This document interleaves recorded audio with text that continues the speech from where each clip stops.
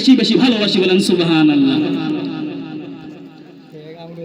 কেন ভালোবাসবো না ইয়া রাসূলুল্লাহ? একদিন আবু জেহেল আয়েশা কয়, মুহাম্মদ তোমার মতন খারাপ মানুষ দুনিয়াতে আমি আর কাউকে পাই না। আল্লাহ রাসূল বলছেন সাদাকতা। অল্প সময় পরে আবু বকর সিদ্দিক আয়েশা বলেন, ইয়া রাসূলুল্লাহ আপনার মতন সুন্দর মানুষ, আপনার মতন সুন্দর মানুষ জগতে, আরবে, মক্কাতে, মদিনাতে আমি আবু বকর কাউকে পাইতেছি না। আল্লাহ রাসূল সাল্লাল্লাহু আলাইহি ওয়াসাল্লাম তবু বলেন সাদাকতা ইয়া আবু বকর। সাহাবায়ে কেরাম হতবাক হয়ে তাকিয়ে আছেন। ইয়া রাসূলুল্লাহ, আবু জেহেল অল্প আগে বললেন খারাপ, আপনার থেকে খারাপ কেউ নাই আমি দেখতে পারি না জগতে। আপনি বললেন সাদাকতা, তুমি সত্য কথা বলছো। তখন আবার আবু বকর বলল, আপনার মতন সুন্দর মানুষ জগতে কাউকে পাই না, আপনি এইটাকে বললেন সত্য।